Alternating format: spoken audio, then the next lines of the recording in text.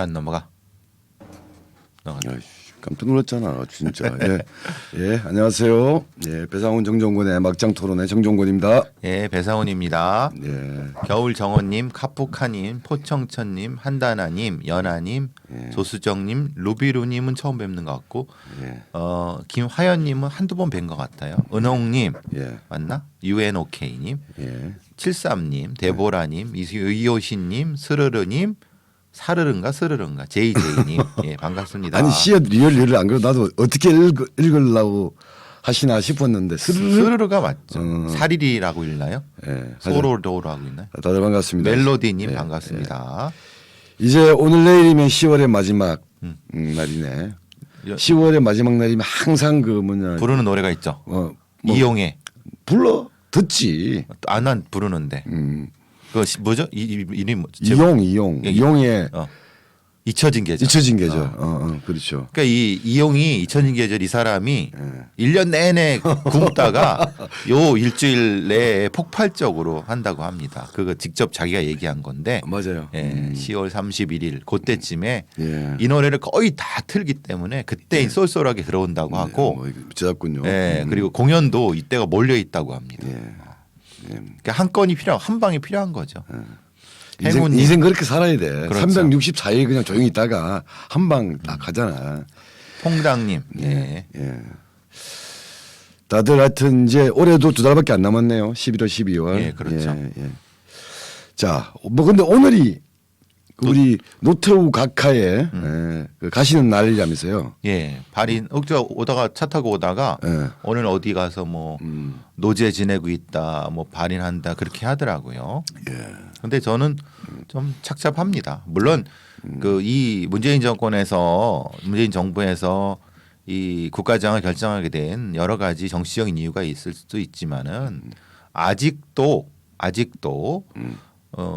그 관련된 자들은 뭐 허평이도 그렇고 뭐 와서 뭐 야렸대면요 눈으로 허평인가 뭐 허무하네 애들 허평, 허문도 예. 하나 더 있는데 삼원대. 뭐 허삼수 허삼수. 예.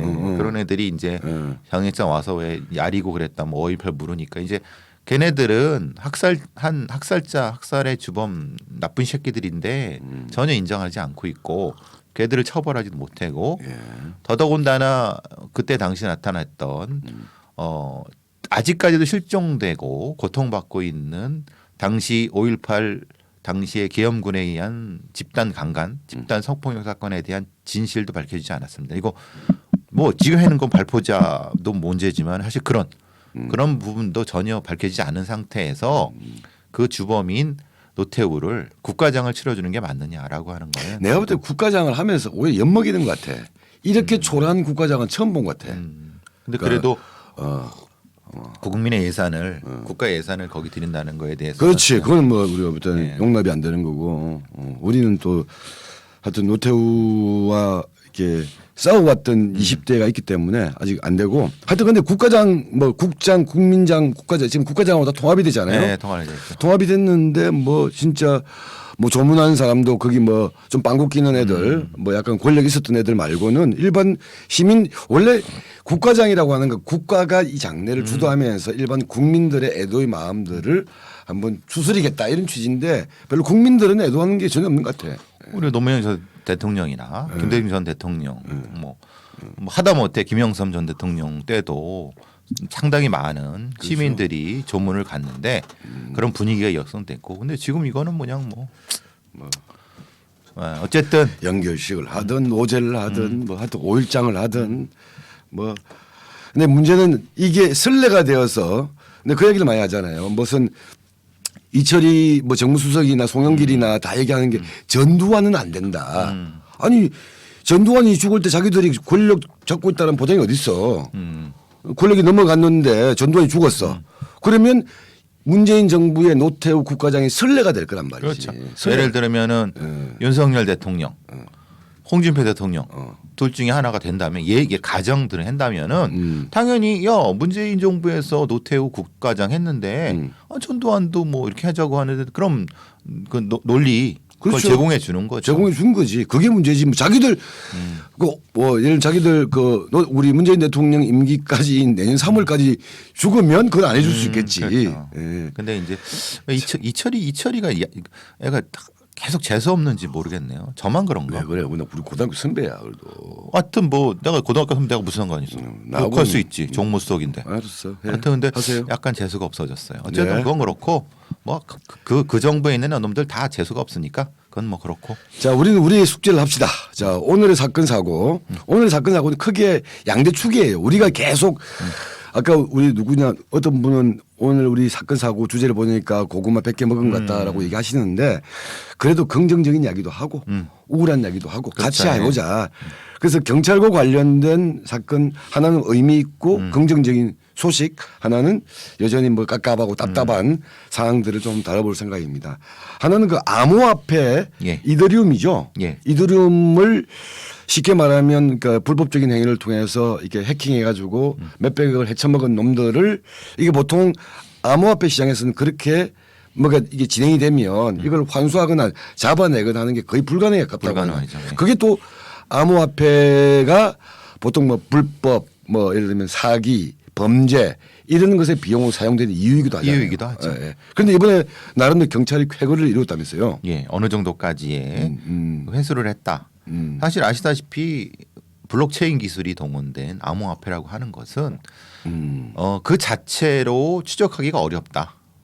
그래서 유시민하고 뭐 논쟁도 있었잖아요. 뭐 몇 년 전에. 그렇지. 네, 그렇지만은 암호화폐 자체는 기술적으로 블록체인 기술을 하기 때문에 실제로는 추적하기 어렵습니다. 다만 문제가 이제 좀 약점이 있죠. 암호화폐 약점은 뭐냐면 그 암호화폐 자체를 가지고 있으면은 아무 문제가 없는데 그거를 자기가 쓰려면 환전을 해야 돼요. 그러니까 끊임없는 달러나 원으로 환전을 해야 되잖아요. 그렇지. 그리고 좀 최종적으로는 최종적으로 아니 뭐 중간이든 어쨌든 그러면 그렇게 하려면 그 지갑이라는 게 존재해야 되고 그러니까 예를 들면 미국이든 아니면 어디든 그걸 환전해 주기 위해서 거기에 계좌를 터야 되는 거고 그게 지갑이거든요.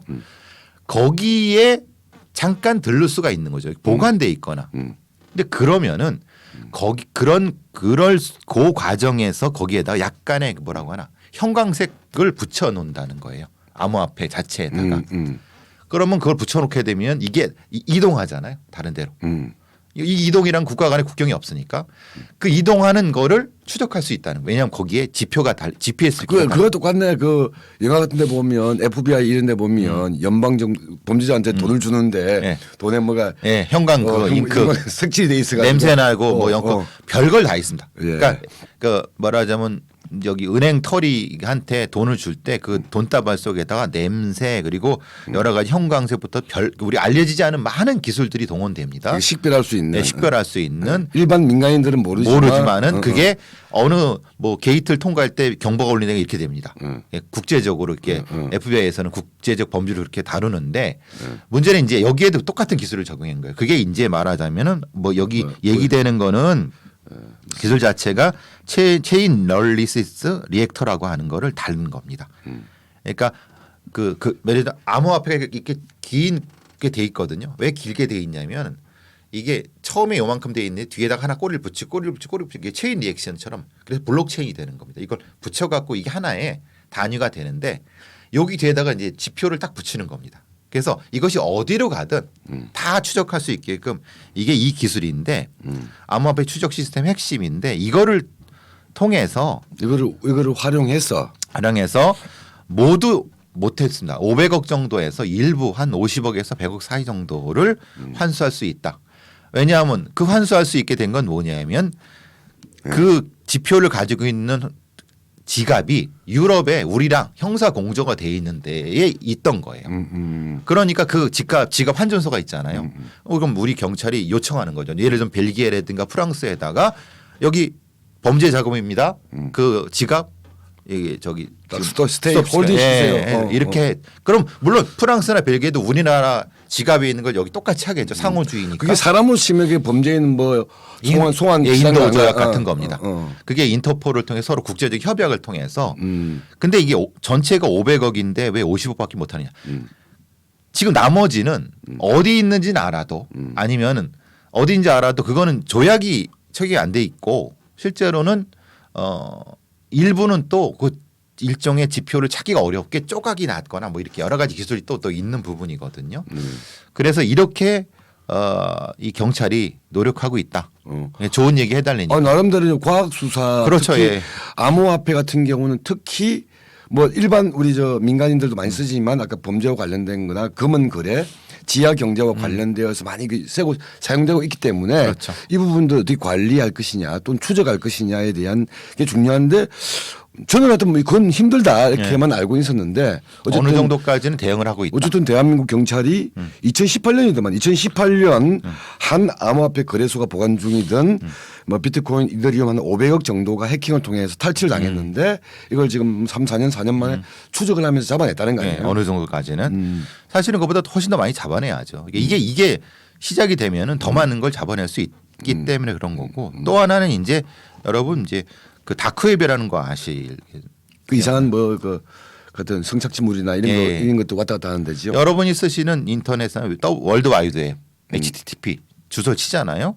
그거 말고 이 공개된 거 말고 지하에 있는 그러니까 주로 범죄자들이 쓰는 다크웹을 예전 같은 경우는 어떻게 했냐면 경찰이 그 사이버 수사대 같은 데가 직접 거기에 접속을 해갖고 회원을 가입해가지고 그렇죠. 그렇게 하는데 걔네들이 알아채리고 끊어버리고 도망간단 말이에요. 우리 지금 그게 뭐라고 하지 그 잠입 수사 이런 그렇죠. 거지 쉽게 말하면 형태인데. 온라인 잠입 예. 수사인데 근데 그거를 그러니까 되게 어려웠단 말이에요. 그래서 다크웹 수사를. 근데 이제 여기도 똑같은 형태의 딘트라고 하는 프로그램 이게 이제 일종의 추적 시스템인데 어떻게 되냐면 이건 한국이 개발한 거라. 예. 이게 이제 말하자면 여러분 뭐 이 선이 랜선 같은 게 있지 않습니까? 랜선에다가 일종의 그 약간의 그 저걸 전기선을 물려놓은 거예요. 물려놓으면은 거기서 이 흐름이 어떤 정보가 여기로 지나가는지를 체크를 하는 겁니다. 이 중에서 범죄 정보 중에서 마약 정보나 이런 것이 있으면은 그런 것이 어디에로 움직이고 있는지를 실시간으로 체크할 수 있는 시스템입니다. 이건 또 텔레비 요새 그 CSI 시리즈 예. 중에 사이버 CSI가 있잖아요. 예, 그렇죠. 예. 이런 말고 사이버상에서 범죄를 어떻게 추적할 것이냐라는 드라마도 있는데 그것도 비슷한 거네. 비슷한 거죠. 예. 그러니까 예전에는 직접 접속을 해서 일일이 쫓아갔어야 되는데 지금은 다크의 망에 이제 빨대를 꽂아놓고 빨대 꽂은 상태에서 정보가 어디로 움직이는지를 확인해 보면은 이런 거죠. 지금 여기 경찰청 그러니까 시스템에 보고 있다가 저기 대전 어느 쪽에서 다크웹에 누가 접속을 했는데 거기에 그러니까 어떤 지역인데 대충 어느 지역인데 거기에 불법 마약 거래 정보 관련된 정보가 집중되고 있다 그러면 빨리 거기 출동해서 그거 잡아라 뭐 이렇게 할 수 있다는 거예요. 예전에는 그게 불가능했는데 요것도 개발을 했다는 거죠. 이것도 역시 뭡니까? 그 정보 자체에다가 일종의 지표 꼬리표를 달은 기술이거든요.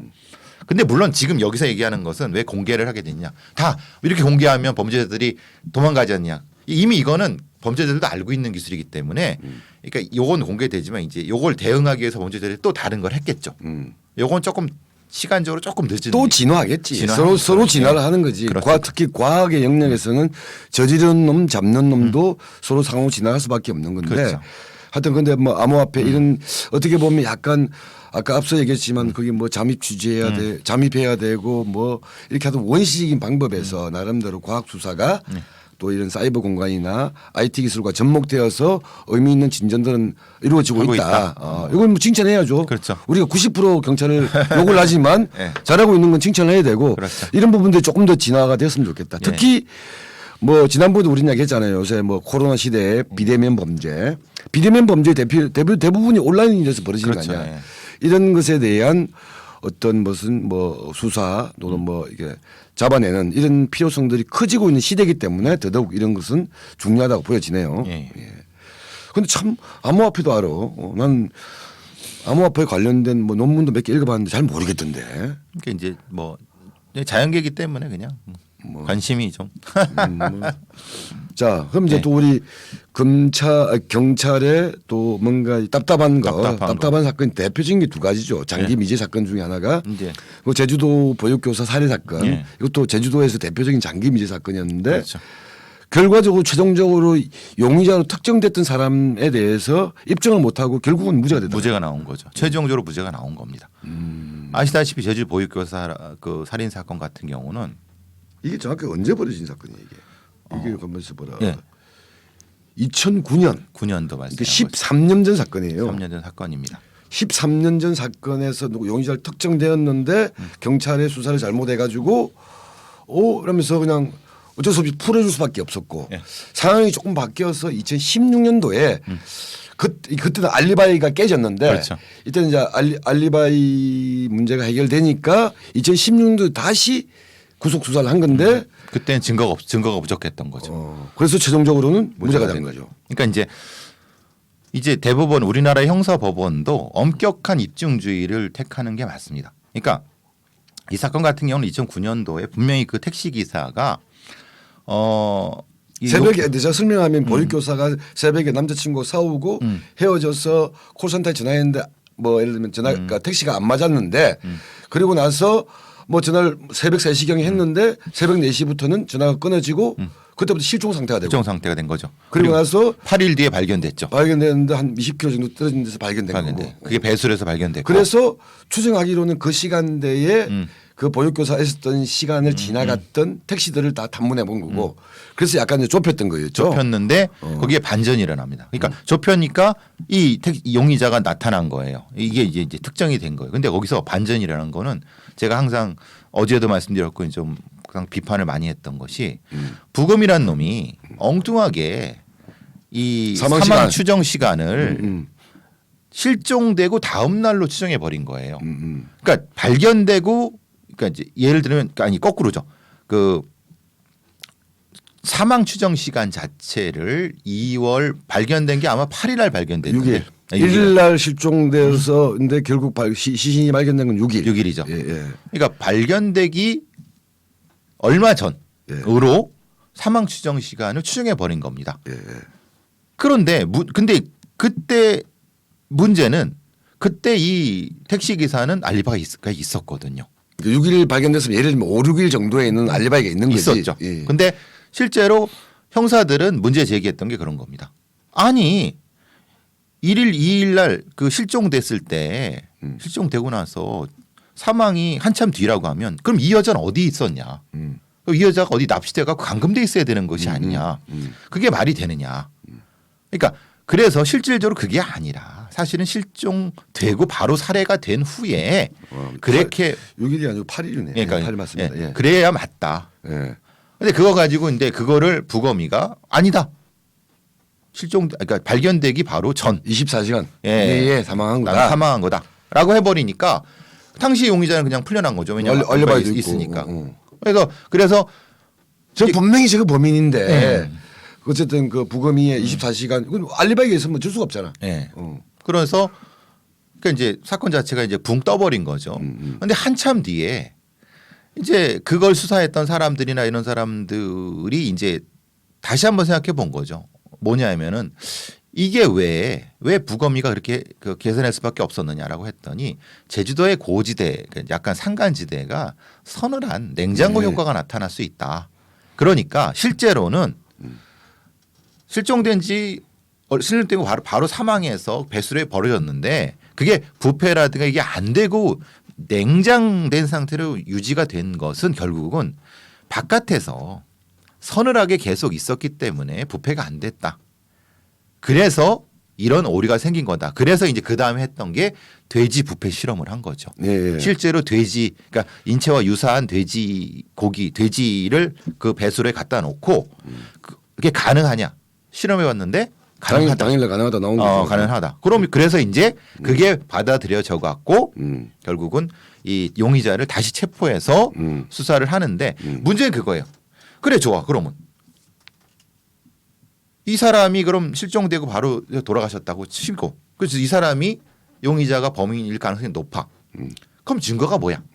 그럼 증거는 실제로는 그 당시에는 만약에 이 사람의 차라 이런 것들을 증거를 취득했으면은 문제가 없었는데 그때는 없었는데 한참 뒤에 그러니까 2016년도에 그때 이제 그 사람의 예를 들면 차 택시 뒤에 있는 걸 뭐 이렇게 찾고 막 그렇게 되다 보니까 무슨 뭐 미세 증거가 나왔다는 등 막 해서 했는데 실제로 그게 가능하냐 이 말이에요. 결국 그 미세 증거 그거 하나 하고 또 사실 직접적인 사람 문제가 아니고 무슨 피부 섬유 같은 네. 옷 재질 비슷한 거라고 그렇죠. 그래요. 예. 그러니까 이것과 유사한 어떤 재질이 택시에서 있었던 거. 있었다. 그것도 일부가 그런 거고. 일부가 근데 그게 이제 피해자분의 옷과 유사하다. 그러니까 유사할 뿐이지 무슨 이 옷을 뭐 배상훈이 입어야 하는 보장 없잖아요. 그렇죠. 다른 누군가도 입을 수도 있는 그렇죠. 거고. 그게 이 무죄 논리의 핵심입니다. 또 하나는 그 시간에 지나갔던 택시에 탑승했다라는 인과관계 설명이 안 되는 설명이 거고. 안 되는 거죠. 왜냐하면 했다는 것도 없고. 그러니까 그래서 이제 문제는 그거였죠. 그럼 이전에는 그게 그렇게 이제 물증을 제공해서 유죄를 받았느냐? 예전에 그렇게 받았습니다. 왜냐하면 그래요? 예전에는 얼추 비슷해도 이게 대충 유죄를 받게 돼 갖고 근데 그 뒤에 엄격하게 이제 바뀐 겁니다. 그러니까 대법원도 이제 판례를 바꾼 거죠. 엄격하게 간접 증거나 정황 증거로는 뭐 확정할 수 없다 이거 확정할 아니야. 수 있다. 분명히 그게 맞는 거 아니에요? 성시가 아니야. 그렇죠. 이 택시 기사가 분명히 자기가 횡설수설하기도 하고 뭐 여러 가지 의심점이 충분히 있어요. 그거는 뭐 본인도 인정하는 거고. 근데 그것만 가지고 살인 사건에 유죄를 때릴 수가 있느냐? 보다 더 확실한 물적 증거가 있어야 된다라고 법원은 판단을 한 거고 거기에 실제적으로는 미흡하다. 그럼 결국 결정적으로 엿먹인 건 그 부검이야? 저는 처음에 그렇게 봤죠. 왜냐하면 왜 그러면 부검이가 어. 많은 사람들이 그렇지 않다고 하는데 지가 뭐라고 부검을 그렇게 했는데 그럼 이렇게 생각하시잖아요. 그럼 형사들이 그렇게 주장한 거는 뭐가 돼? 그럼 형사들 말보다 부검이 말이 더 옳다는 거야? 실제로는 우리나라에서는요. 부검이 법 자체가 없습니다. 그러니까 네? 부검이 법 자체가 없습니다. 부검법이 없습니다. 지금 우리가 알고 있는 부검에 관련된 거는 형사소송법 내에 아주 작은 조항도 없고 대통령령 법무부령에서 부검을 하는 것에 대해서 검사가 지휘하는 것 정도지 부검이 법 자체가 없습니다. 그래서 계속 이제 저도 그런 주장을 하고 많은 사람들이 주장하는 건 부검의법을 만들어서 만약에 일선 경찰의 수사진과 부검의의 의견이 상충될 때는 우선순위를 어떻게 둘 것인가에 대한 판단을 임의로 하지 말고 어떤 기준을 세우자. 근데 기준을 안 세워버리니까 그때는 그냥 부검의의 부검이 그냥 옳은 줄 알고 넘어갔던 거예요. 그러니까 사건이 엎어지게 된 기본적인 부분인 거죠. 이건 거꾸로 이게 아까 우리 암호화폐 얘기한 건 다르게 과학이라는 이름으로 이게 과학이 마치 어떤 추정, 네. 상황 이런 것보다 무슨 우위에 있다라고 하는 어떤 그런 게 있는 거잖아요. 바로 그 말씀입니다. 그러니까 우리가 과학수사를 너무 맹신한다는 것이 과학수사는 과학수사 자체는 신뢰할 수 있습니다만은 그거를 하는 사람들을 무조건 믿어서는 안 된다는 거예요. 왜냐하면 부검이라는 것도 실력의 차이가 있고 또한 그 사람들도 역시 오류가 있을 수 있는 겁니다. 그렇죠. 그러면 자기가 확신이 없을 때 외국의 데이터를 가져오든가 아니면 다른 어떤 제3의 방법을 통해서 그러니까 이걸 필터링할 수 있는 걸 해야 되는데 부검이들이 참 묘한 이런 어떤 자존심이랄까 아니면 이걸 뭐라고 하죠? 그 꼰대 같은 그런 직업의식이라고 해야겠지. 나름대로 프라이드겠지. 자기. 근데 저는 그렇게 생각하지 않습니다. 왜냐하면 이게 사람의 목숨이 걸려 있는 거고 이게 사람 하나 살인범 잡고 마는 건데 그걸 함부로 해서도 안 되지만은 함부로 추정해서도 안 되는 거거든요. 그때 그 사람이 사망 추정 시간에 대해서 이건 나는 못하겠다. 왜냐하면 이건 너무 이해가 안 된다. 그래서 그럼 다른 어떤 사람한테 가능성을 열어두었어야 되는데 그렇지. 가능성 닫아버린 거 아니야? 닫아버렸죠. 그러니까 예. 예를 들면 뭐 DNA 같은 경우만 하더라도 DNA는 그래도 99.9% 정도 이게 뭐 예를 들면 저번에 뭐 성모씨 사건 네, 그렇죠. 그러니까 DNA는 이건 팩트인데 이것도 뒤집어질 가능성이 0.001%가 있다라는 거 아니에요. 그래서 뭐 그렇죠. 키메라 어쩌고 하는 거. 그런데 사망 추정 시간 자체는 예를 들면 DNA에 비교하게 되면 이거는 한 70% 60% 정도인 거고 나머지 가능성 열어둬야 되는데 그렇죠. 마치 DNA처럼 네. 딱 이거는 얘는 이때 죽었어. 이때 사망했어. 이렇게 특정해 버리면 이제 그러니까 형사들이 수사가 엉뚱하게 되니까 그럼 어디 감금된 들 찾아야 돼. 막 해서 다른 용의자 찾아야 돼. 그러면서 이 사람에 대한 증거를 보강할 수 있는 것을 다 놓쳐버렸어요. 그러니까요. 증거 자체가 그러니까 없으니까 당연히 지금 무죄가 난 건 되게 당연한 거예요. 근데 이거에 대해서 저는 가장 이제 그때 지금도 불만을 가졌는 게 담당 부검이 그리고 담당 수사했던 사람들 이거 기록 왜 이렇게 결정이 됐는가? 그리고 이것을 보완하기 위해서 아니면 이것을 예방하기 위한 다른 어떤 차선책은 무엇인가에 대한 얘기를 전혀 얘기하지 아니, 않고 이런 사건 정도면 그 과정에 대한 평가 보고서는 있어야 될 거 아니야. 왜 그 예를 들면 2009년도에 부검이 사망 시간을 이렇게 특정했다가 이렇게 보니까 이게 확정적이어서는 안 된다. 이런 건 중요한 이후 수사 과정에서의 참고 자료가 될 수 있는 거 아니에요. 그렇죠. 근데 그때는 검찰이 수사의 주체가 되기 때문에 그런 어떤 백업 시스템 자체가 우리는 지금도 거의 없습니다. 제가 항상 주장하는 게 이런 거예요. 수사의 백업 시스템, 교차 확인 시스템이 없으면 이따위 꼴이 난다는 거예요. 근데 이거에 대해서 지금 제주 경찰도 그렇고 제주 그 부검했던 사람도 그렇고 국가수도 그렇고 누구 하나 책임을 안 지려고 해요. 다만 아니 돼지 실험했으면 다행이지 뭐라고 하는 엉뚱한 소리를 하는 거예요. 그거는 앞에 실수를 많이 하기엔 자기들의 일종의 자구책인 거지 시스템적으로 보완된 게 뭐가 있느냐. 지금은 어떠냐. 지금은 어떤 국가수의 부검이가 이 부검을 했는데 이거에 대한 확신성이라든가 아니면 교차 검증은 얼마나 되고 있는가. 예. 이런 부분에 대해서 지금 그래서 저는 사실 국가수를 안 믿는 건 이런 부분에서는 그런 부분도 있고 믿어줘야지. 믿으면서 일부 못 믿는 어쨌든 부분이 뭐 있다 이렇게 해야지. 또 뭐. 어쨌든 뭐 이 부분은 예. 이 사건 자체가 무죄가 난 부분에 대해서는 엄격하게 평가가 이루어져야 됩니다. 그러니까 그냥 무죄가 냈으니까 어떻게 하라고 하는 것이 아니라 그게 안 되니까 똑같은 게 반복될 수 있다는 이거는 뭐 거예요. 평가라고 하는 게 누구 잘못했다 너 이렇게 징벌한다는 문제가 아니라 이 사건 자체에 대한 네. 보고서가 있어서 이후 다른 사건의 중요한 선례나 참조 자료로 그렇죠. 해줘야 될 것 같다는 생각이 들고 근데 문제는 지금 이게 이렇게 약간 용의자 가능성이 아주 그러니까 이 혐의자 있는 이 사람이 이제는 대법원까지 확정적으로 무죄 판결을 받았기 때문에 나중에 설령 DNA가 발견됐어 이러더라도 처벌 못 한다는 거 아니야. 일사부재리 원리죠. 다른 사건은 모르지만 이 사건의 살인 혐의로는 처벌할 수 없다. 일사부재이기 그렇죠. 때문에. 되는 거죠. 이런 어이없는 일이 이건 거꾸로 아니야. 예를 들면 무죄일 수 있는 사람을 사형 선고 때려가 사형을 했는데 10년 뒤에 무죄 혐의가 나왔어. 입증이 안 되듯이. 입증이 안 되죠. 거꾸로 이거는 이미 무죄로 확정을 했어. 나중에 얘가 보니까 살인자야. 근데 처벌을 못 해. 그렇죠. 둘 다 정의가 아닌 겁니다. 둘 다 우리의 정의의 기준은 공통적으로 적용이 돼야 되는 겁니다. 근데 그 부분에 대해서 우리의 경찰이나 아니면 국가수나 아니면 이런 수사당국은 얼마나 반성을 하고 있는가. 얼마나 시스템을 보완하려고. 그래서 저는 제가 말씀드린 게 부검의법을 만들어라. 그리고 기존의 이런 사건들에 대한 교차 검증 시스템을 만들어라.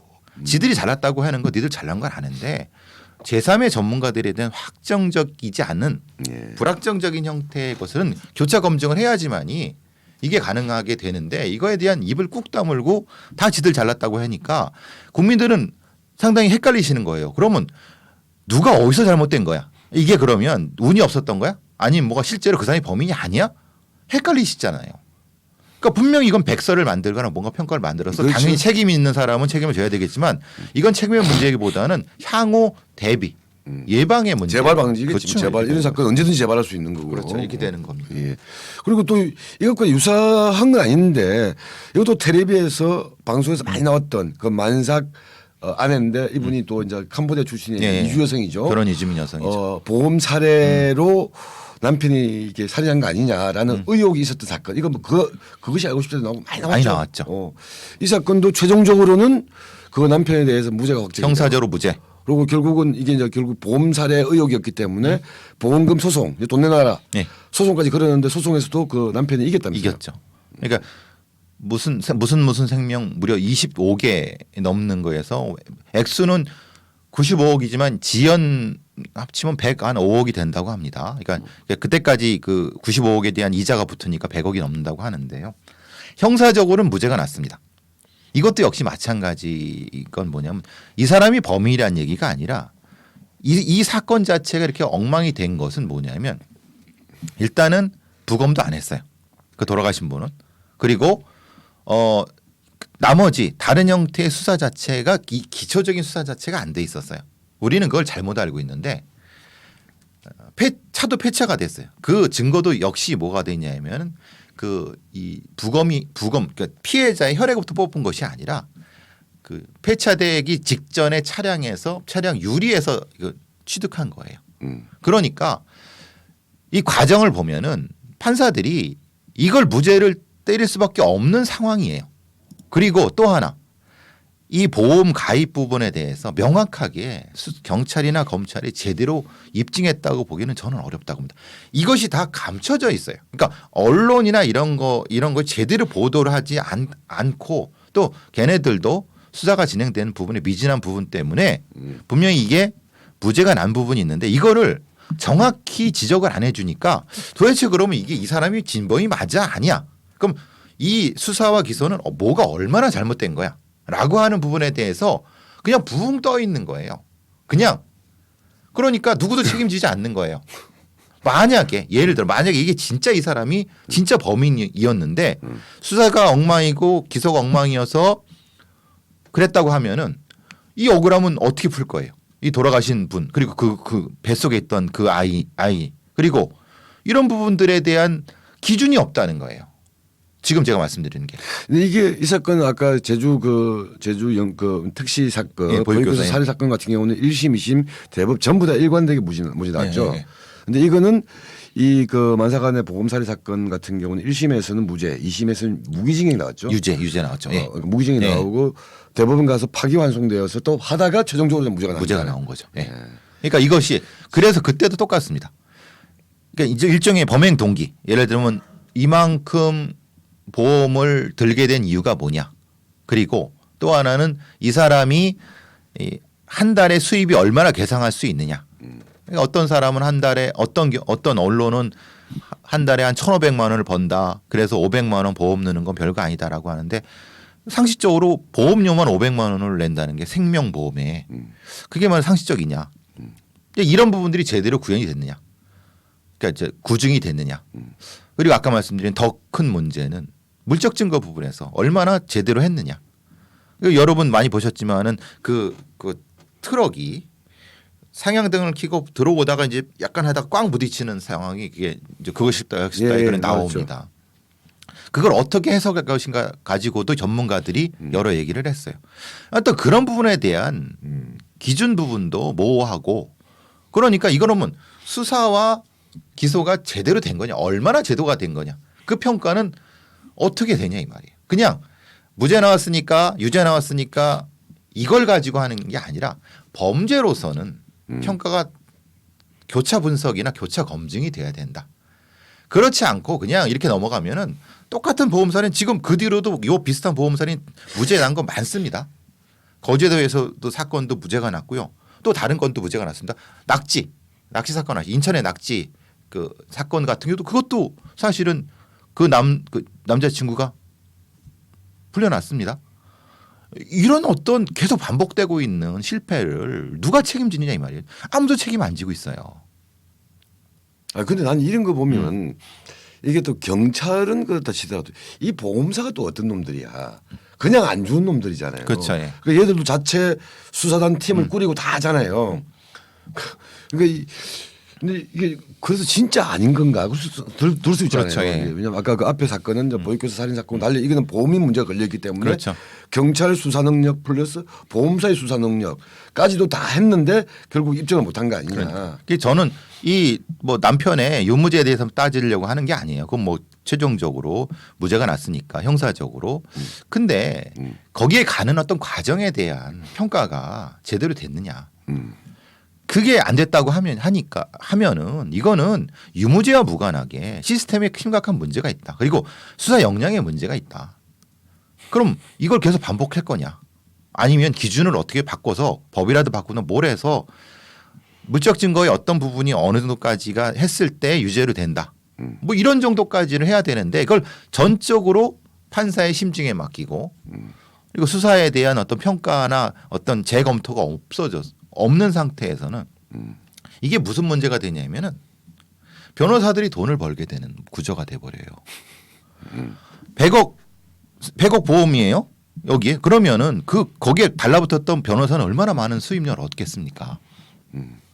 그러면 그 상태에서 오히려 더 방어하는 쪽에서 더 기술이 더 좋아지겠죠. 그럼 보험 살인범들을 더 양산하는 꼴이 되지 않느냐. 그런 걱정도 된다는 거예요. 국정은 알겠는데요. 어떻게 해야 돼 이거? 어떻게 이런 보험을 목적으로 하는 사건 같은 경우에는 근데 이 사람들이 그냥 이 경찰이나 보험사가 그냥 설렁하게 하진 않았을 거 아니야. 저는 설렁하겠다고 봅니다. 설렁했다고 봐요. 네. 왜냐하면 우리는 보험 살인 관련된 부분에서의 전담해서 그걸 수사하는 그런 부처가 최근에서야 겨우 만들어졌을 뿐입니다. 그러니까 우리가 살인 사건이라든가 이런 사건을 전담하는 아주 베테랑 전문가들이 많을 것 같잖아요. 사실 그렇게 많지 않습니다. 그러니까 우리는 되게 착각하고 있어요. 어느 지방 경찰청 어느 경찰서에 굉장히 뭐 30년 20년 된 형사가 있다 그러는데 그거는 그냥 형사일 뿐이고 이런 전문적인 범죄를 전문적으로 다루는 사람들은 경찰 내에도 그렇게 많지가 않습니다. 그게 사실 그게 걱정이에요. 그래서 전문화 시켜야 된다. 수사 전문화 시켜야 된다. 이들을 더 역량을 강화시켜야 된다. 저 인사적으로 아니면 저기 어떤 금융의 문제라든가 기술적인 것도 보완을 해줘야 된다. 그렇게 하지 않으니까 이거는 한 사건을 하고 나서 또 다른 사건을 해요. 전문화가 안 돼요. 근데 이게 우리 저 배 선생하고 다른 각도에서 나는 이게 어떻게 보이냐면 이 한국에서 이런 미제 사건이나 뭔가 이 억울한 사건, 진짜 억울한 사건의 이 수사의 동력과 이 진상 규명을 해들어가는 어쩔 수 없지만 슬픈 힘 중에 하나가 뭐냐면 피해자 가족들이거든요. 그렇지.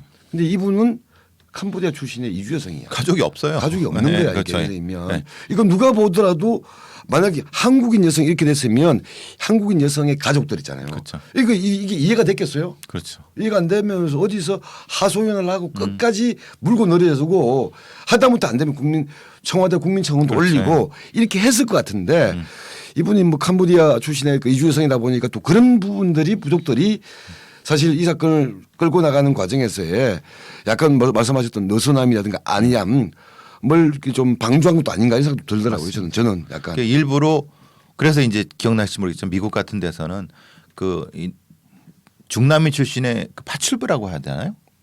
요새는 가정 뭐 도우미라고 하고 도우미를 뭐, 이제 많이 저기 중산층 이상에 들여갖고 예. 그 사람들 대상으로 한 범죄가 있는데 그런 사람들 대상으로 한 범죄도 잘 수사가 안 되는 게 똑같은 겁니다.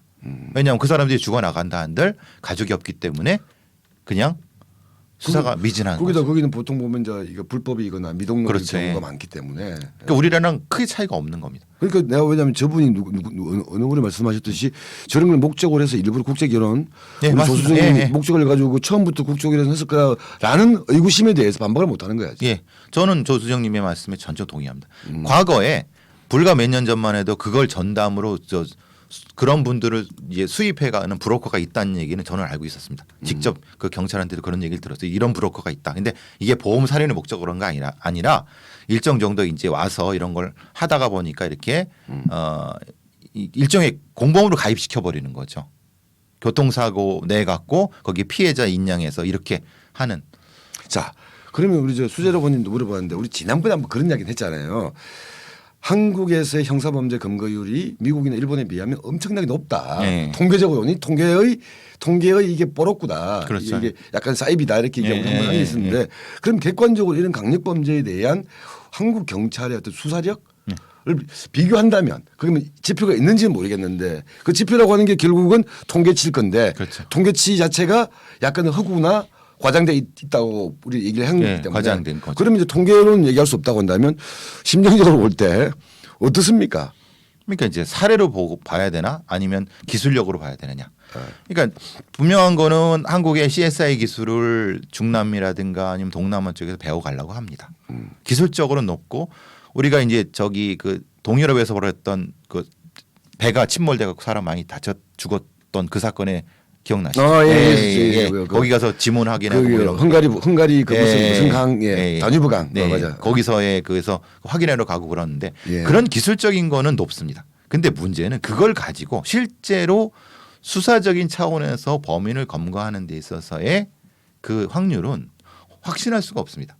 왜냐하면은 이게 제대로 된 통계가 입증이 나와야 되는데 안 된 상태에서 얼마인지 잘 모르겠습니다. 근데 이 문제는 눈에 띄거든요. 개개의 그 뛰어난 수사관들은 분명히 존재를 해요. 근데 이 사람들을 제대로 써먹고 있냐는 저는 의심이 많이 듭니다. 그러니까 기술력은 일단 괜찮아. 네. 근데 이게 똑같은 거 아니야. 이게 뭐 이렇게 잘 되는 무슨 무기를 갖고 있다고 하더라도 이게 애들한테 주면 이게 아무런 의미가 없듯이 그렇죠. 그런 기술력과 유능한 경찰의 사람이 이게 접목이 되어야지 이게 있는 건데 과연 그렇게 잘 매칭이 되고 있느냐에 대해서는 예. 시스템적 매칭에 대해서는 저는 사실 의구심을 많이 갖고 있습니다. 깜짝 놀라는 게 다시 말씀드리지만 미국의 그 살인 사건 해결률은요 65에서 70밖에 안 됩니다. 근데 우리는 95라고 얘기해요. 95, 99라고 얘기해요. 아니 무슨 용 빼는 재주가 있어서 대신 우리는 그러니까 이제 자살률이 높고 사고사가 전 세계 1위입니다. 그럼 이걸 해결했다고 보는 거야. 그것도 아니면 요쪽으로 갔다고 생각해도 사실은 이거는 누구도 반박 못하는 겁니다. 사실은 이게 타살인데 자살이나 사고사나 처리해 버려. 그렇게 됐을 수 있다는 거예요. 그러면 까놓고 얘기하면 그건 해결된 거야. 그렇죠. 부모가 사라져 버리죠. 그러니까 요 관계는 저도 입증을 못합니다. 다만 이 괴리는 분명히 우리 경찰이나 우리 수사당국이나 아니면 이 통계청 같은 데서도 분명히 해결해야 됩니다. 이거는. 우리가 앞에서 얘기했듯이 그 이더리움이나 비트코인 같은 암호화폐를 추적하는 걸 보게 되면 한국 경찰의 수사력, 수사 수준, 수사 기술 자체가 낙후하거나 후진적이라 볼 수는 없다는 그렇죠. 한 거고 그런데 이런 또 사건들을 보게 되면 어이없이 뭔가 놓치고 이런 일들을 보게 되면 뭔가 이 미스매치가 되고 있는 건 있는 것 같다. 예, 정확히 보시면 그 미스매치를 해결하는 것이 우리의 수사사법 시스템, 우리의 민주주의, 우리의 정의 시스템을 한 단계 업그레이드하는 거라고 저는 본다는 거예요. 예. 자 사건 사고 하나 더 마지막 넘어가 간단하게 시사로 넘어가기 전에 간단하지만 중요한 거 한번 넘어가 봅시다. 요새는 우리가 몇 번 다뤘던 게 있잖아요. 성범죄. 이 성범죄는 우리 방송하게 되면 구글에 상당히 자르더라고, 그죠? 약간 광고 같은 경우는. 그렇죠, 그렇죠. 성범죄 중에서 요즘 특히 그 사람들이 잘 주목하지 않는 것 중에 하나가 노인 성범죄가 많은데 맞습니다. 예. 특히 노인 성범죄 특히 농촌 성범죄가 되는 것이고 이런 경우에 대해서 또 노인 같은 경우는 치매라거나 이런 경우가 맞물려 있기 때문에 이 시골이나 노인을 대상으로 한 성범죄 성폭력 중에 상당수를 치매로 다 퉁치면서 넘기는 경우가 많다. 그렇죠. 그래서 이제 모수를 줄여버리는 겁니다. 분모를. 그래서 어떤 70대에 계신 분이 시골에 혼자 계시는 분이 있었는데 마을 이장 50대에는 놈이 그냥 와서 운신 못하니까 뭐 계속 뭐 추행 만지기도 하고 이렇게 해서 이렇게 됐는데 CCTV가 없고 그러니까 이분이 이제 신고를 한 거예요. 근데 조사를 또 경찰이 하다가 이게 사실 입증하기 어려우니까 근데 말씀하시는 게 사실은 연세가 드셨으니까 조금 앞뒤가 안 맞아. 치매네 하고 해서 이렇게 뭐 사건 자체를 축소하면 없애버리는. 이런 심각성은 조금씩 느끼는 것 같고 그렇죠. 그나마 네. 특히 그 우리 그 농촌이나 시골 지역이 집중되어 있는 뭐 전남, 뭐 경남 이런 비도시 지역에서는 비도시 지역의 지방자치단체나 경찰 같은 경우도 이제 이런 문제에 대한 경각심을 가지고 있는 것 같은데. 경심을 가지고 있죠. 근데 이거를 실제로 확인할 수 있는 수사 역량이 있느냐. 이분이 진짜 치매가 아니라 이렇게 이것이 실제로 피해를 당한 것을 확인할 수 있는 물적 증거를 확인할 수 있는 시스템이 되느냐. 이게 사실 어렵다는 거예요. 근데 이게 이제 흔히 말하는 정보 격차 그리고 어떤 계급 격차 아니면 지역 격차가 안전 격차로 옮겨간다는 거.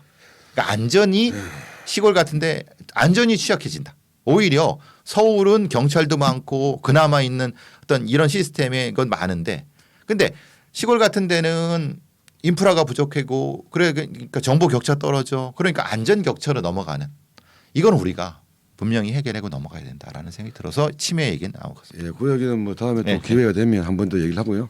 이제 시사 얘기도 합시다. 우리 또 시간도 가고 있으니까. 예, 송님. 네, 감사합니다, 송님. 감사가 아니라 그건 배 선생이 감사하다고 얘기해야지. 네, 감사합니다. 배 선생 채널이야. 아 그런가요? 또? 네. 지금 어쨌든 10월의 마지막 날인데 네. 보니까 다음 주부터는 국민의힘 뭐 국민 여론조사나 당원 투표해서 10월 5일날 금요일날 결정이 선출을 하고 그건 결선 투표가 있나요? 없어요. 없죠. 아. 없으니까 10월 5일날 아 이건 투표가 11월 아니구나. 뭐 그건 여론조사 1, 여론조사구나. 2, 1, 아. 3, 4는 당원 투표 아 투표. 합산해서 11월 5일날 선출하고 이제 홍윤 어떻게 될지 윤홍 어떻게 될지 궁금하고 또 내일 또 10월의 마지막 날에 안철수 선생께서 또 출마를 선언할 예. 가능성이 높다고 하고 있고 우리 찰스 선생께서 여기 복잡해 지금 이야기는 이렇게 길게 하지 말고 어떻게 될 것 같아요? 철수 선생께서 나오시는 건 확실한 것 같고. 뭐 그분은 뭐 다른 거 할 일도 없으신 것 같으니까 예, 나올 것 같고. 그러고. 내가 봐도. 뭐가 국민의힘은 어떻게 될 것 같아요? 누가 이길 것 같아? 그래서 이제 저는 지금은 뭐 그런데 저는 이제 약간 윤석열이 앞서고 있으나 홍준표가 되지 않을까라는 조심스러운 추정을 한번 해봅니다. 우리도 내기할까? 뭘로 할까요? 우리 그 다음 주 토요일 날 만원빵 해가지고 커피 한 잔 사기로 하죠. 만원빵이라거든. 커피 비싼 거로 하여튼. 네. 네. 네. 메이커로. 저는 윤이 될 거라고 봐요. 네. 윤이 될 거라고 보는 거는 뭐 지금 딱 보면 김종인 선수가 김종인 전 비대위원장이 지금 완전히 고원투수로 대놓고 하고 있잖아. 그러니까. 대놓고 홍준표 디스. 대놓고 윤석열 지지 이런 것도 있고 이런 게 약간 일반 여론조사는 모르겠어요. 일반 여론조사에서는 20대의 특히 홍에 대한 어떤 지지율이 높은 건데 이런 흐름들은 어떻게 제어를 안 되겠지만 국민의힘 당원들이나 보수층에서의 어떤 이 둘에 대한 판단에서 일정한 영향을 미칠 것 같고 제가 볼 때는. 그러면 이준석을 따라왔던 20대, 30대는 어떻게 판단할까요? 거기는 홍으로 갈 가능성이 높죠. 저는 홍준표 윤석열에서 20대가 홍으로 가는 이유는 여러 가지 또 분석이 필요하지만 저는 그 중에 하나가 결국 이준석 지지자들 홍을 지지하는 것이 아니라 홍의 뒤에 어름그리는 이준석을 지지하는 것 같다라는 느낌을 강하게 받고 있죠. 근데 그게 뭐 10몇만이 된다면 굉장히 많다면 지금 네. 59만 정도가 저기 국민의힘에 투표하는데 그 새로 들어온 20대 뭐 30대 사람들이 10만 명이 넘는다고요. 그 비중도 무시 못한다. 네. 그렇죠. 그런 얘기가 되게 그래서 지금 이전에는 그 뭐 누구나 아무리 뭐 용을 쓰더라도 윤이 될 거다라고 다 봤는데 지금은 이제 거의 비등비등해진 상황이라고 봐야죠. 예측한 사람들도 홍 얘기한 사람, 윤 얘기한 사람 5대5더라고요. 근데 그건 어떻게 생각하세요? 뭐. 윤 주변에 엄청나게 많은 국회의원들이 떼거지로 몰려 있고 그렇죠? 홍준표 주변에는 기껏해야 뒷거래기 들어있죠. 조경태 또 누구죠? 이현주 뭐 또 누구야? 안상수 이런 사람들 현직 의원은 조경태밖에 없을 거야 아마 그죠? 아니 모르겠어요. 이게 있을 거야. 하나나 이렇게밖에. 그건 어떻게 보세요? 그거는 윤이 잘해서 그런 건 아니겠지. 홍이 못해서 그렇다. 홍에 대한 비토가 강한 거죠. 홍이 성격이 더러워서. 지난번 그 홍준표가 대표할 때도 대표 보고 유세오지 말라고 했던 거 아니야. 쉽게 말하면 이 선거 도움이 안 된다. 홍의 개인적 캐릭터는 모르겠지만 이게 이제 국민의힘이나 보수층의 뭐 이게 파일을 키워 나가는데 도움이 되는 사람은 아니다. 혹시 잘해서 대통령이 될 수도 있을지언정 그런 것들이 그래서 이 사람하고 손을 잡으면 나도 같이 성장한다 이런 개념이 주지 못하는 것 같다는 생각이 드는 거죠. 만약에 홍이 돼 갖고 네. 윤 주변에 줄을 섰던 국회의원들 네. 가만 놔둘까요? 근데 그게 소수가 줄을 섰으면 응징을 하겠지만 대다수가 있기 때문에 응징을 못해. 응징하다가 자기 당해. 이게 초창기에 이재명, 이낙연 같은 경우도 이재명, 이낙연, 정세균 세 명이 할 때 사람들이 얘기했던 것 중 하나가 정세균이 그래도 왜 정세균 캠프에 현역 의원들이 많이 서 있냐.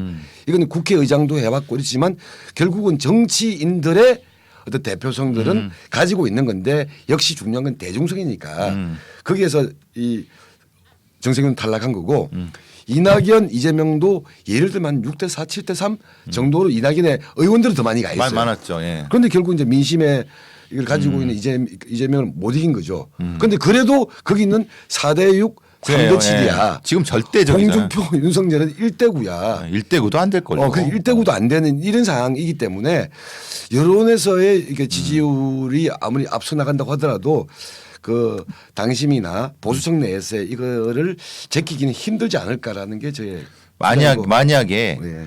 이 후보 선정 방식이 당심 3 민심 7이었으면 무조건 홍준표가 됐겠네요. 그렇죠. 그럼 그때는 골든 크로스가 생기죠. 근데 지금은 5대5니까 예. 당의 절대적인 조직력이랄까 그걸 좌지우지하는 국회의원들이나 이런 사람들이 상당 부분 받쳐준다고 하면 윤이 기본 빵을 할 거고 아무리 민심에서 여론에서 올라간다 하더라도 그걸 못 이긴다 그 말씀이신 거죠? 그렇죠. 그러니까 20대의 특이상, 특수한 상 말고 결국은 본선에 가서는 민주당하고 경선하려면 중도표에 대한 흡수력이 있어야 된다고 보는 건데 20대의 특수한 상 또 20대는 투표율 문제도 있을 건데 그걸 흡수할 수 있는 힘이 홍이 가지고 있느냐에 대한 여전히 의구심과 불신이 있는 거예요. 의구심이 당한테 있는 건 그런 거겠죠. 그래 결국은 윤이 된다. 윤이 될 가능성이 높다. 커피 한 잔 정도는 제가 배팅하겠다. 그래서 저도 지금 이 논리에 동의를 하지만 그래도 이 홍형에 대한 애틋함, 믿음 또는 재미있음. 그래 경쟁이 필요한 거니까. 그래서 저는 홍. 그래. 그리고 다음에 그럼 우리 결정이 그러면 다음 주 토요일이니까 토요일 날 하면 되네. 갑시다 우리 바로. 그래, 닦아서 닦아고. 예. 그런데 이제 아까 내일 안철수 출마 선언도 하고 다음 주부터는 국힘도 하지만 또 중요한 게 내일 일본 중의원 총선이 있어요. 아 일본. 그러니까 그 설명 좀 해주세요. 일본 저기 선거제도에 대해서. 그러니까 일본이란 나라하고 대만이란 나라를 개똥으로 보고 있는 전 세계 유일한 나라가 한국이야. 예를 들면 경제력이나 어떤 그 글로벌 사회에서의 위상 이런 그렇게 것들에 보고 대해서. 싶은 거죠. 그러니까 일본과의 관계는 민족 감정이 있기 때문에 그게 이해가 좀 돼. 그건 대만도 그냥 개똥으로 보더라고. 그러니까. 대만이 가지고 있는 어떤 경제 발전의 어떤 시스템 또는 중소기업의 탄탄함 이런 것들을 저는 부러워요. 너무 무시하고 있는. TSMC 같은 경우나 그러니까요. 일본의 반도체 아니죠 대만의 반도체 기술 중에서 강소기업들 부분은 우리가 분명히 배워야 된다고 봐요. 하여튼 뭐 그렇죠. 그래서 일본 선거 일본의 선거가 그래서 상당히 뭐 우리 동아시아나 글로벌한 상황에서 중요하죠. 어쨌든 일본 총리가 바뀌었잖아요. 그렇죠. 기시다로, 예. 후미오로 바뀌었고 자민당이 거기는 한 70년 중에 그 일본 패전 이후 51년 일본이 주권을 찾은 이후 지금 몇 년이야? 80년이구나. 네. 70년 동안 자민당이 집권하지 못한 기간은 한 7, 8년? 무라야마 시대. 무라야마는 사회당과 자민당이 연립 정권이었고 그런 거예요. 네. 민주당 계열. 민주당 계열이 한 3, 4년 했고 그전에 비자민 정권이 한 3, 4년 해가지고 한 7년 정도 말고는 그냥 주구장창 자민당이 헤쳐먹는 나라야 이 나라가. 그 제도를 설명해 주셔야지. 예. 뭘 제도까지 설명. 하여튼 그래서 그러니까 일본의 선거는 중의원 선거가 있고 참의원 선거가 있는데 중의원이 하원 선거입니다. 그러니까 메인 선거지. 참의원은 상원이네요. 참의원 상원 개념인 거고, 그러니까 내일 하는 거는 중의원, 하원 선거고 하원. 이게 총 선거기 때문에 여기서가 결국 우리가 지금 대통령 선거하는 거야. 내일. 그렇죠. 예. 대통령 선거하는. 왜냐하면 거기서 총리 뽑고 다 하는 거니까. 그런데 여기는 일본의 중의원 선거 제도가 참 재밌는 게 뭐냐면 거기도 소선거구제. 우리도 지금 똑같은 지역구가 289개. 근데 비례대표. 정당 명부별 비례대표가 여기는 11개 권역별로 하거든요. 거기 의석이 176석이에요. 맞네요. 거의 37% 38%. 한국은 한 10몇 프로밖에 안 돼요. 그렇죠. 그러니까 비례대표 의석이 훨씬 많아요. 근데 이걸 합치면 465석이거든요. 465석에 과반이 233, 233. 근데 지금 자민당이 276이야. 과반을 넘는 절대 과반이지. 절대 과반이. 그러다가 자민당의 꼬봉이라고 할 수 있는 공명당 29석. 이 합치게 되면 거의 그 일본 전체 의석이 거의 3분의 2입니다. 3분의 2인데 내일 선거에서는 과연 자민당이 과반을 차지할 수 있을까? 단독 과반. 단독 과반. 233석을 넘을 수 있을 것인가라는 게 지금 상당히 논란이 되고 있다. 물론 공명당하고 합치면 과반은 충분히 넘을 거다. 그러니까 자민당 정권이 무너지진 않을 거다.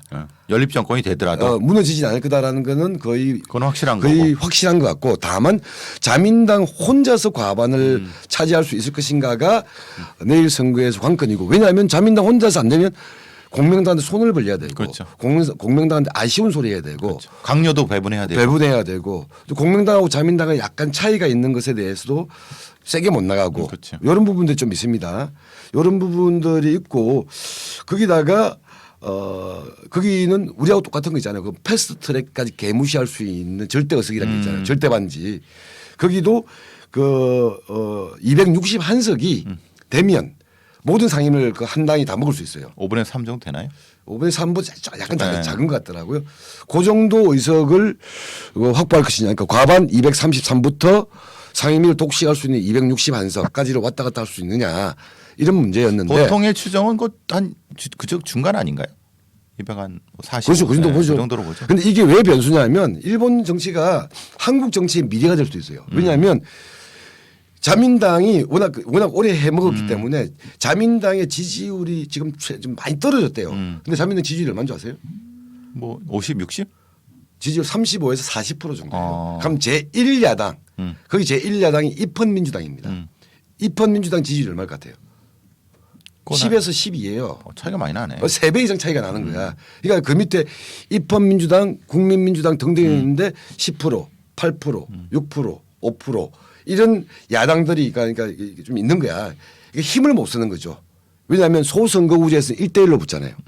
그럼 무조건 지는 거네. 그러니까 비례대표에서는 그 의석만큼을 가져가지만 소선거구는 1대 자민당 한 놈하고 자민당의 지지율의 3분의 1도 안 되는 야당들이 또 혼자 나오는 것도 아니야. 여러 군데 나와. 그러니까 그럼 무조건 자민당은 당선 가능성이 없는 거네. 그냥 땅 짓고 헤엄치기 식의 선거였는데 내일 선거에서는 상당수가 야권 단일을 이뤘다는 거 아니야. 이렇게 해가지고는 또 자민당 그냥 날로 먹는다 하면서 야5당이라고 하는데 그러니까 입헌민주당, 국민민주당, 심지어는 공산당, 사민당 그는 다 있죠. 예, 이런 데가 합쳐져 가지고 거의 한 200개 정도에서 자민당과 1대1 구도를 만들었기 때문에 이게 어떻게 될지 모른다. 왜냐하면 야당을 지지하는 게 아니라 이번 자민당한테 따끔한 소리를 한번 해주고 반자민 이 정서가 있는 건데 그전에는 이게 나래비로 서 있으니까 어디로 갈지 몰랐는데 그러니까. 이제 야권이 하나로 모여 있으니까 이런 문제가 이 내일 선거에서의 변수다. 저는 궁금했던 게 예. 걔네들은 이렇게 족벌 정치인들이 많아요. 아베도 자기 아버지가 정치인이었고 그게 그런 아베 신타로가 아버지고 네. 자기 외할아버지가 기시 노부스케 그러니까. 일본 이 극우파의 원형이라고 할 수 네. 있는 기시 노부스케죠. 근데 지금 무슨 웬만한 의원들 보면은 대부분 가족이 아버지나 이렇게 그런 세습적인 정치인이 많은 것 같아요. 예, 그렇죠. 그거는 자기 지역구를 물려주는 방식으로 하더라고요. 예. 그건 무슨 이유가 있나요? 이유라 아니 우리로 치면 우리도 비슷한 이제 선수들이 나타나기 시작하잖아요. 이제 우리도 약간 대를 이어서 아버지 뭐 정대철 뭐 그다음 밑에 또 누구 이런 식으로 이제 조금씩은 이어지고 있는데 아직 그 있잖아요. 시기는 좀 짧죠. 장재원 아들 장용준 노엘 뭐 이런. 계속 되나 나중에? 아 이게 되겠지 나중에.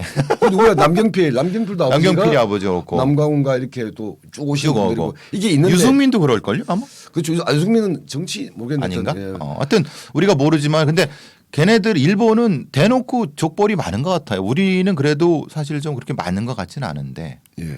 그게 이유가 있나 하여튼 뭐 그게 궁금했어요. 그 지역에 그 지역의 기반을 가지고 예를 들면 아소 같은 아소 다로 지금 부총리 같은 애는 얘가 아소 탄광이라고 해서 아소 재벌이야. 그 재벌 집안이 우리로 치면 울산 현대 정몽주 이런 개념에 그 지역에 상당한 경제적 영향력을 행사하는 지역 유지네. 기업체와 연관되어 있는 거야. 그 집안이. 그래서 그 집안의 첫째는 기업을 내.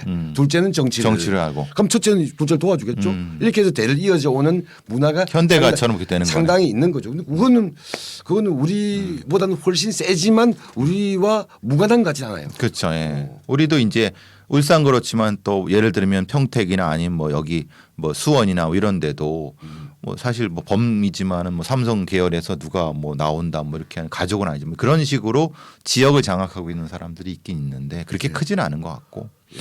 그러니까 일본의 자민당이 계속 집권한다. 그럼 자민당의 정책, 자민당이 가지고 있는 그러니까 미일 동맹이죠. 미일 동맹, 대북 적대 정책 이런 것들이 어느 강도로 어떻게 이어지느냐. 또는 지금 위안부 문제와 강제 징용 문제를 둘러싼 한일 간의 갈등들이 이제는 그냥 정서적 갈등에서 경제적 무역 갈등까지 그렇죠. 더 나아가서는 안보 갈등까지 이어지는 상황들이 어떤 강도로 이어지느냐가 바로 우리한테 영향을 미치거든요. 그렇죠. 심지어는 자민당의 총리가 아베냐 아베보다는 조금 온건파냐 아니면 이런 분야에 의해서도 이 한국의 외교 정책인 한국의 현실에 영향을 미치기 때문에 일본의 정치에 대해서도 우리는 관심을 가져야 돼. 관심을 가져야 되는데 그냥 거기는 뭐 거의 뭐 그러려니 하고 근데 이 사건이 터지면 또 이제 쳐다봐.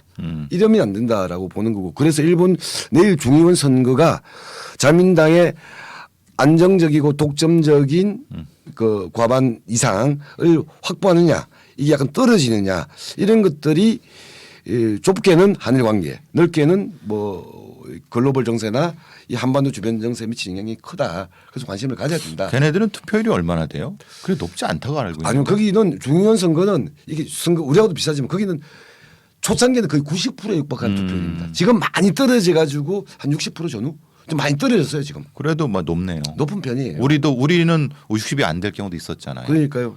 그러니까 그건 좀 그런데 이제 그거는 있지만 아까 일본 선거 제도라는 게 대단히 독특하다는 거. 아까 말씀드렸던 상원 참의원 여기는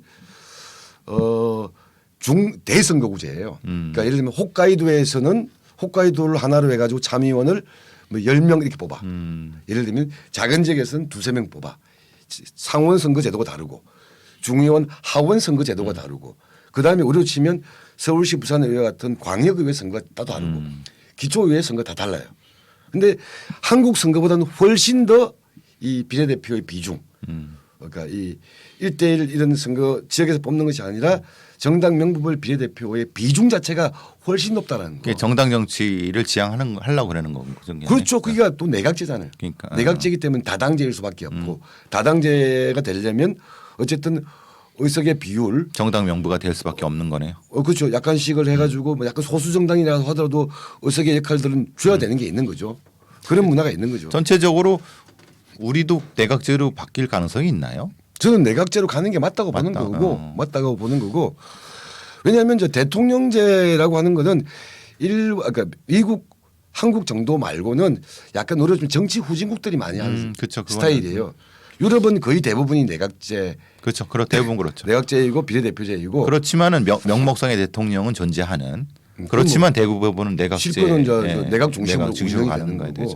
그게 그 내각제가 되어야지 죽기 아니면 살기식이 아니라 일정하게 서로 침투하면서 조정할 수 있는 정치 문화가 가능한 거죠. 근데 이제 그 얘기가 되면서 얘기 나오는 건 이제 통일을 앞두고 어차피 이제 어떤 형태가 되든 통일 이후의 한국은 이제 내각제 형태의 정체를 가지는 것이 아니겠냐 이런 얘기도 많이 들어갔고요. 지금은 아니지만. 근데 예를 들면 내각제 얘기하면 이렇게 분단 상황에서 안보 불안 상황에서 강력한 대통령의 리더십이 아니라 내각제가 되면 너무 이렇게 그 헐렁한 거 아니냐 이렇게 말하는 것의 반증이 뭐냐면 이스라엘. 그렇죠.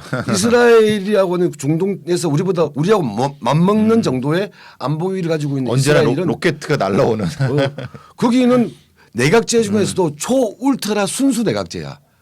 그러니까 어떤 놈도 가반수를 먹을 수 없는 구조가 만들어져 있는 나라예요. 그래서 항상적으로 연립정부가 구성될 수밖에 없는 상황. 이번에도 네타냐후 이후에 연립정부가 구성이 됐죠. 예. 그런 형태인데, 그러니까 내각제라고 해서 뭐 안보 불안이 있다 그런 거는 사실은 말이 안 되는 거고 그건 운영의 묘미인 것 같고, 근데 걱정은 그런 거죠. 이제 통일이 되는 과정에서 이제 뭐 통일에 가장 많은 뭐 저 가능성을 하는 게 독일식 통일에서 의회를 합치는 형태 이런 거잖아요. 그러니까 그런 방식이 될 때의 어떤 정당 정치 이런 것도 고민을 많이 하시는 것 같아요. 정치학자들은. 예. 그래서 뭐 선거제도라는 이건 선거제도의 디테일에 가지고는 오늘 뭐 굳이 많이 이야기할 필요가 없는데 제가 이제 말씀을 드리고 싶은 거는 관심을 가져라.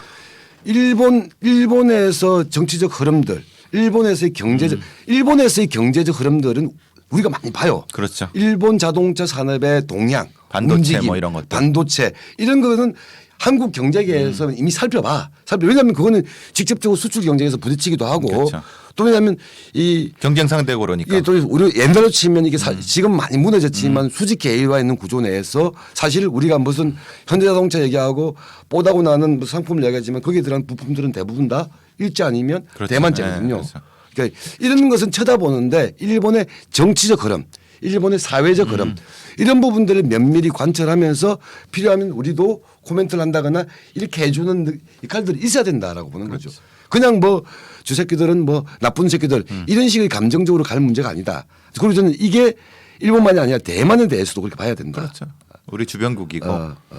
그리고 이제 그래서 편집장이 가끔 이런 얘기 해주고 일본 정치 분석도 해주고 이렇게 하는 대만도 게 해야지. 좋죠. 뭐 필요하면. 대만도 필요하면 하다보면 중국도 해야지. 그렇죠. 중국 시진핑 주석의 시진핑 저 국가 주석의 행태에 대해서도 우리 한번 또 그렇죠. 코멘트도 하고 물론 이제 그럴 때도 저보다 더 전문가도 한번 모셔가지고 모시고 그럴 필요가 있죠. 그런 이야기도 좀 했으면 좋겠다. 예. 근데 이런 얘기하면 다 재미없어요. 특히 유튜브에서 얘기하면. 근데 더 중요한 이야기다. 이런 이야기를 이 연사 소리 높여 외치고 그래. 싶습니다. 잘했습니다. 티가 난다 근데 옆에서 보니까. 그러지 마. 조용히 해. 지금 아무 말도 없잖아 지금. 네. 예. 여러분 자, 정리가 됐나요? 예. 자 12시 이제 넘어가니까 하고 싶은 말은 많지만 요즘도 오늘은 또 정리를 좀 하시죠. 정리가. 예. 연사 때문에 올라왔어. 예. 알로에. 감사합니다, 알로에님. 자, 오늘 10월 30일 저희 막장 토론 10월 마지막 시간에 막장 토론 요 정도로 마무리하고 배상훈 선생 마무리 네. 인사하시고 저는 버튼 누르러 가겠습니다. CCM 이제 표지가 나왔어요. 그래서 CCM 표지 나오고 이제 바로 찍으면은 이제 일주일 안에 책이 나오니까 우리 그거 가지고 한번 얘기해 봐요. 범죄 분류 매뉴얼 상당히 우리한테는 좀 필요한 부분이라고 봅니다. 감사합니다. 어쨌든 책 광고로 끝내네요. 오늘도 건강하시고 주말 잘 보내시고요. 안녕. 안녕은 누구 담당하는 것 같은데? 10,000명 구독 부탁드려요. 10,000명으로 가는 길에 꼭 함께해 주시기 바랍니다.